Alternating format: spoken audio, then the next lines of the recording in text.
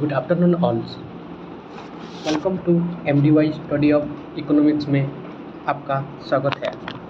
दोस्तों, आज यहाँ पे हम डिस्कस करेंगे कि Leibenstein critical minimum effect. Leibenstein critical minimum effect ये एक ग्रोथ थ्योरी है जो कि ज़्यादातर under develop and developing country में दिखाई देता है। दोस्तों, लिवेनस्टाइन क्रिटिकल मिनिमम इफेक्ट मतलब जहाँ पे slightly above the minimum level, जहाँ पे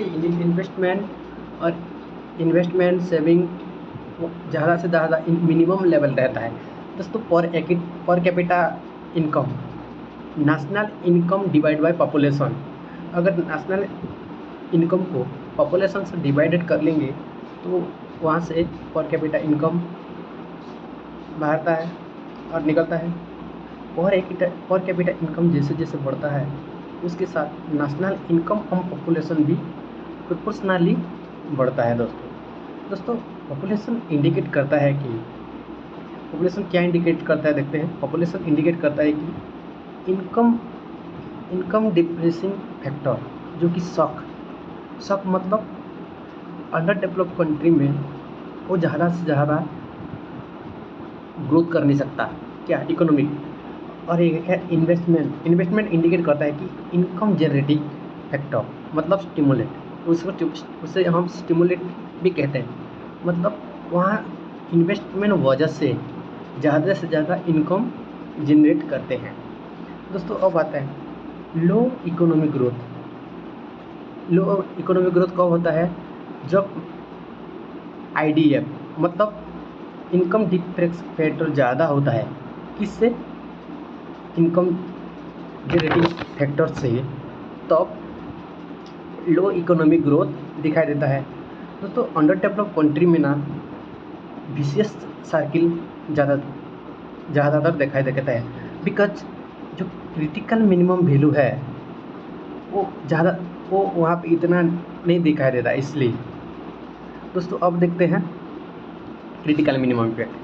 क्रिटिकल मतलब यहाँ पे पर कैपिटा इनकम बढ़ेगा, दैट पर कैपिटा इनकम बढ़ेगा तो वहाँ पे सस्टेनेबल इकोनॉमिक डेवलपमेंट भी होगा। अगर पर कैपिटा इनकम घट जाएगा तो सस्टेनेबल डेवलपमेंट नहीं होगा, जहाँ तक कि सबका वहाँ पे भलाई भी नहीं हो सकता। अब आते हैं दोस्तों,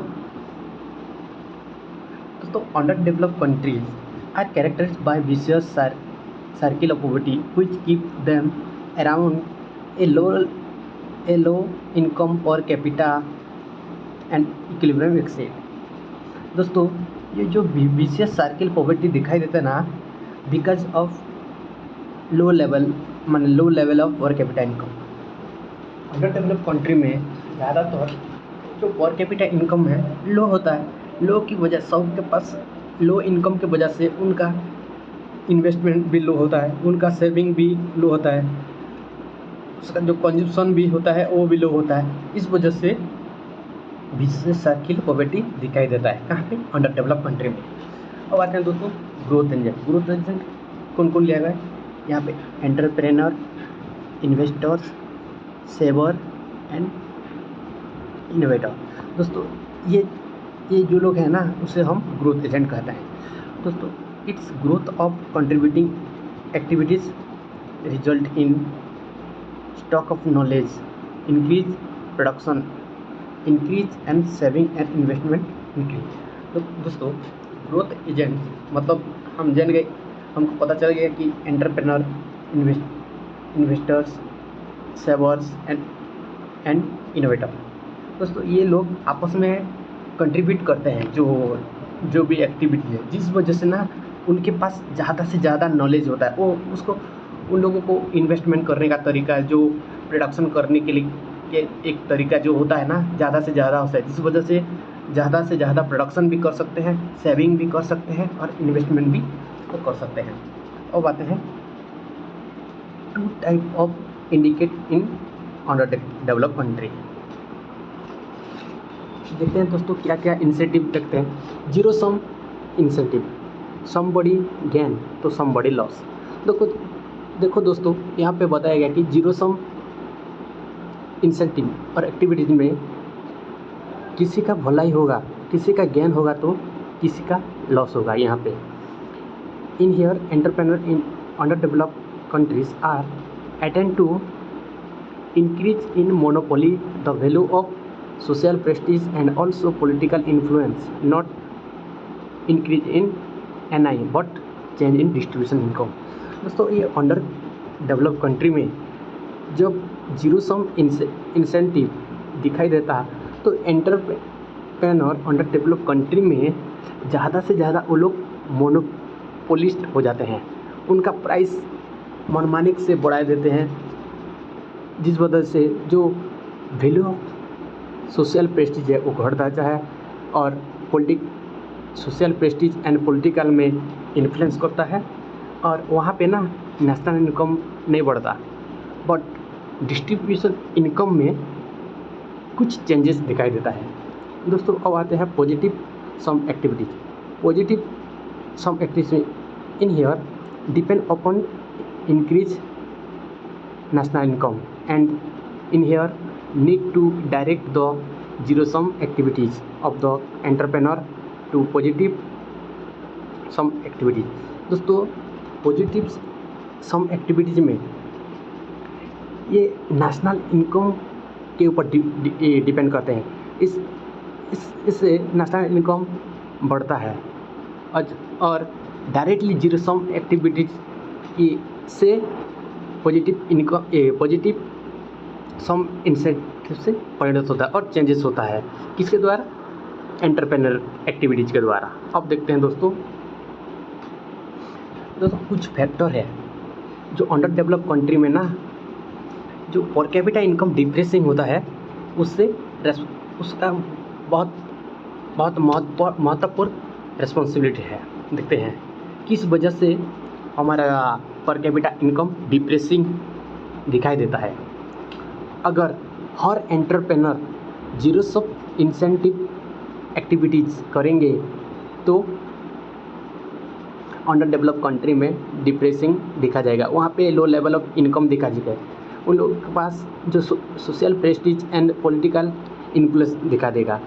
conservative activities of organise and unorganise labour. दोस्तों यहाँ पे दिखाई देता है ना कंजर्वेटिव एक्टिविटीज़ मतलब ओल्ड एक्टिविटीज़, मतलब वहाँ पे जो लेबर होते हैं ना उन लोगों को ज़्यादा से ज़्यादा वो मॉडर्न एक्टिविटीज़, मॉडर्न आइडिया और टेक्निकली वो इनोवेटिव आइडिया बारे में कुछ आता भी नहीं है। वो जो दिखाई दे जो पूर्वजों जो पहले से जो भी दिखाई दे रहा है बस उसे को ही वो लोग फॉलो करते हैं, उसे है conservative activities. They follow and attach only old idea.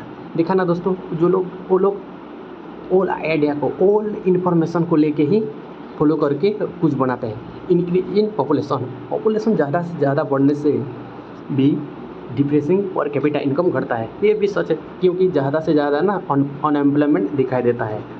Capital output ratio ज़्यादा से ज़्यादा बढ़ने से, वहाँ तो पॉपुलेशन तो बढ़ रहा है, कैपिटल आउटपुट रेशियो और बढ़ेगा, वहाँ पे लोग ज़्यादा होगा और पर कैपिटा इनकम इतना नहीं होगा तो ज़रूर डिप्रेसिंग फैक्टर और डिप्रेसिंग पर कैपिटा इनकम दिखाई देगा। और कंज्यूमशन इंक्रीज होगा तो unproductive use of this resource. दोस्तों इनकम तो लो है बट अगर कंज्यूमशन ज़्यादा से ज़्यादा होगा जो अनप्रोडक्टिव है, जो अननेसेसरी चीज़ भी यूज करने के लगे, जिस वजह से ना ये भी एक बहुत बड़ा फैक्टर है। देखो अब आते हैं दोस्तों, पर कैपिटा इनकम बढ़ेगा तो उस वजह से सेविंग और इन्वेस्टमेंट भी बढ़ेगा। दोस्तों अगर ग्रोथ एजेंट इंक्रीज होंगे ज़्यादा से ज़्यादा तो कैपिटल आउटपुट डिक्रीज होगा एंड इनकम डिप्रेशन पैटर्न ना वो कम जाएगा, मतलब दिखाई नहीं देता, वो धीरे धीरे वो वीक होते जाएगा। Promote social and economic mobility, tertiary and secondary, tertiary and specialisations energy. देखो दोस्तों, सोशल एंड इकोनॉमिकल मोबिलिटी जब इंक्रीज होगा, जब प्रमोट होगा, जो इम्प्रूव होगा ना, तो वहाँ पे secondary activities and tertiary activities and specialisation of energy दिखाई देगा। और वहाँ पे ना कुछ ऐसा प्रोडक्ट होगा जहाँ पे country develop day by day economic growth के साथ डेवलप भी होगा, जहाँ पे इनकम जनरेट भी होगा, एम्प्लॉयमेंट जनरेट भी होगा। थैंक यू दोस्तों।